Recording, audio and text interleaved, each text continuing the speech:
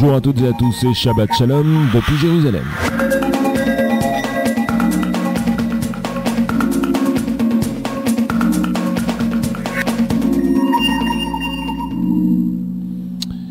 Et bonjour à notre invité mensuel Roni Akrish que nous accueillons. Boker Tov David. Alors vous enseignez les études juives, c'est ça ? Oui, absolument. Et chaque mois, vous nous aidez à décrypter l'actualité immédiate d'Israël avec un regard qu'on va appeler millénaire, un regard basé sur la tradition juive.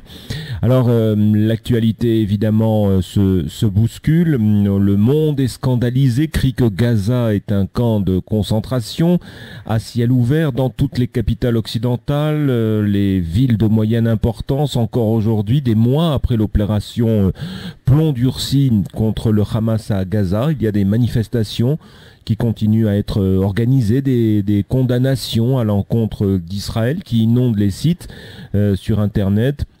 On ne parle même plus des actes antisémites qui sont en augmentation. Et cette flottille qui arrive au large des côtes de Gaza pour forcer le blocus, disent-ils, imposé par Israël. Qu'est-ce que tout cela vous inspire, Roni Akrish ? Bien, nous allons essayer de regarder ensemble pendant les minutes qui nous sont accordées cette actualité. Et je crois que par rapport à l'événement que vous venez de rappeler, sur lequel le gouvernement d'Israël a pris une décision unanime et radicale, nous avons besoin de rappeler un certain nombre de choses. D'abord et avant tout, je crois que pour nous, qui sommes ces orateurs et ces auditeurs hébreux, il faut que nous nous rappelions que la conscience que l'homme est à l'image de Dieu, c'est d'abord et avant tout un legs qu'Israël a fait à l'humanité.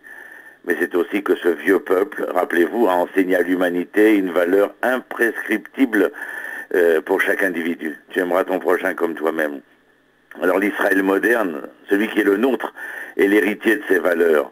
Et c'est la seule démocratie du Moyen-Orient et l'un des rares pays, vous le savez, où la dignité des étrangers et des minorités est respectée. Alors toutes ces nouvelles organisations non gouvernementales ou gouvernementales, vous vous rappelez, il y a très longtemps, plus de 60 ans, les rapports orageux qui ont été ceux de la relation entre la Croix-Rouge durant la Shoah et son refus d'accepter l'étoile de David dans ses rangs.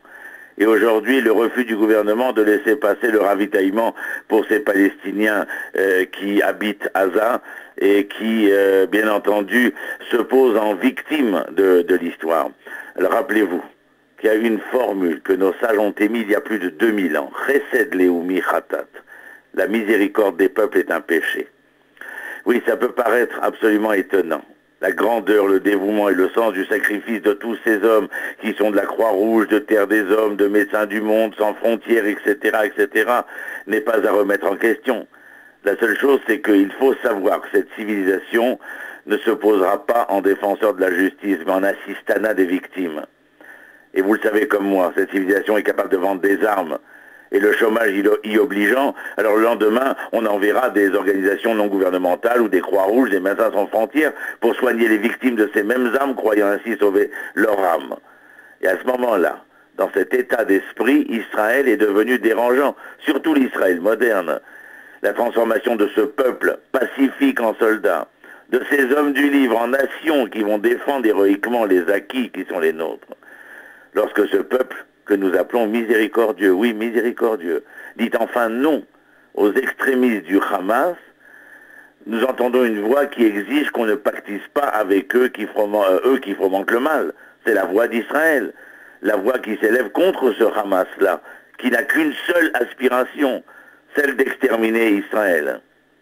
Et c'est bien cette voix que les nations essaient d'étouffer.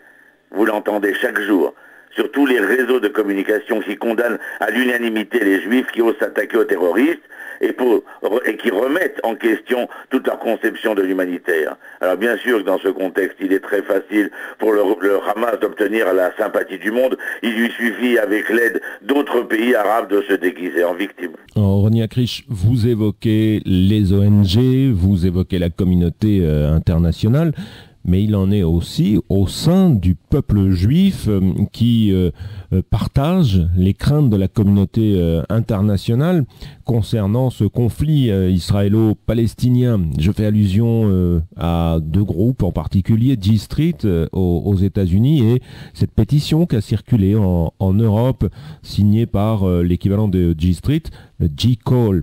Qu'est-ce que vous en pensez ? Oui, mais il n'y a rien véritablement de nouveau dans cette histoire. Je crois que c'est une histoire à répétition. On pourrait se demander, vous et moi, qui sont ces juifs qui se permettent d'ailleurs d'appeler les nations du monde à faire pression sur d'autres juifs pour céder nos villes, notre terre. Alors on les appelle, d'après ce qui est écrit, les signataires sont des intellectuels juifs parisiens ou des intellectuels juifs américains.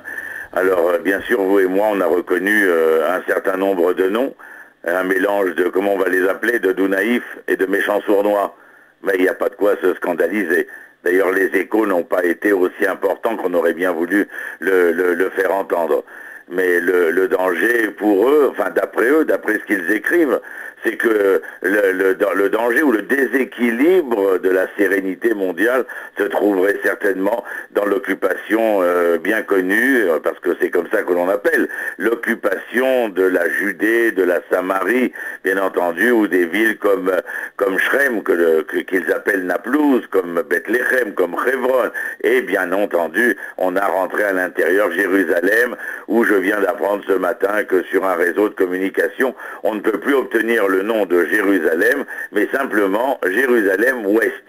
Alors, entre nous, il est très difficile de savoir où est Jérusalem-Est et Jérusalem-Ouest. Mais rappelez-vous qu'il y a non seulement un Midrash, mais un traité du Talmud de Babylone qui vient justement parler que des villes ont été achetées à prix d'argent. C'est étonnant. Des villes achetées à prix d'argent, mais pas n'importe lesquelles.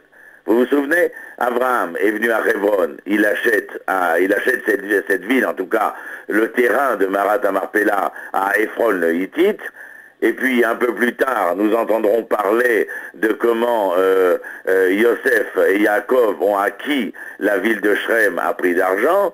Et puis un peu plus tard, nous apprendrons que David, sur cette montagne du mont de Moria, ne s'est pas contenté de la conquérir avec Yoav ben Tsrouya, mais a senti l'obligation de pouvoir acquérir ce terroir-là.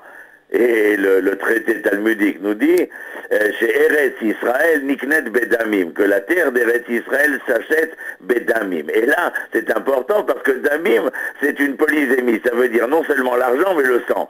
Ça veut dire, ou bien vous comprenez que cette terre a été acquise à prix d'argent, c'est-à-dire c'est un héritage auquel vous êtes fiancé inéluctablement, ou bien elle sera acquise d'une autre manière par le sang. Mais le texte talmudique parle de Shrem, qui n'est autre que la Samarie, de Hebron, qui n'est autre que la Judée, et justement de Jérusalem, qui est tellement au centre des préoccupations de l'ensemble de ce monde. Alors vous voyez que le texte talmudique était bien avant ce que nous entendons aujourd'hui prémonitoire, mais qu'il faut que nous sachions que ces terroirs que sont Shrem en Samarie, et Hebron en Judée, et Jérusalem, telle que nous la connaissons, elle n'est d'ailleurs ni à l'est ni à l'ouest, mais elle est divisée certainement pour ceux qui ont perdu le nord de leur identité hébraïque. En tout état de cause, cette Jérusalem est une et entière, et nous revendiquons bien entendu le droit à nous, les Hébreux, de décider de quelques concessions qui devraient y avoir, s'il devrait y avoir des concessions, mais en tout cas certainement pas de personnages qui ont perdu le nord, de venir et de revendiquer au nom des Hébreux qui vivent ici et qui prennent l'entière responsabilité des droits et des devoirs qui leur sont dévolus en étant citoyens de ce pays, alors d'accorder à des juifs étrangers le droit de regard ou d'ingérence dans les affaires intérieures de l'hébreu qui vibre ici. Alors à ces juifs de la fraction, nous pouvons souhaiter simplement pouvoir aspirer à retrouver le nombre entier de l'hébreu qui se cache dans cette fractale qui est la leur. Je vous remercie, Roni Akrish. On se retrouve le mois prochain sur cette même antenne. Shabbat Shalom. Toda Rabba, Shabbat Shalom.